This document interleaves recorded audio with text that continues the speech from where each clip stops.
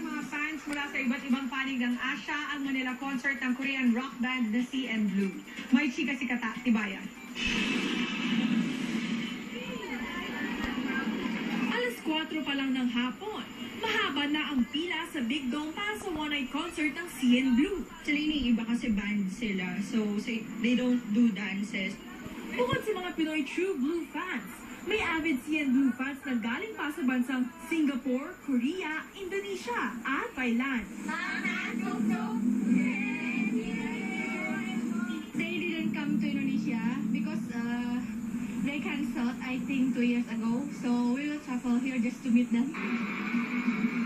Hindi magkamayaw ang fans na magsimula ang concert.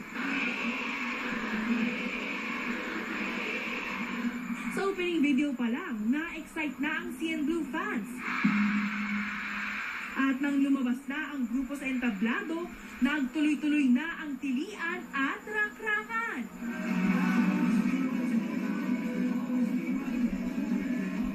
Ito ang unang pagkakataon na nakapagtanghalang CN Blue sa bansa. Damaraw ng mga miyembro ang mainit na pagtanggap at pagmamahal mula sa kanilang Pinoy fans.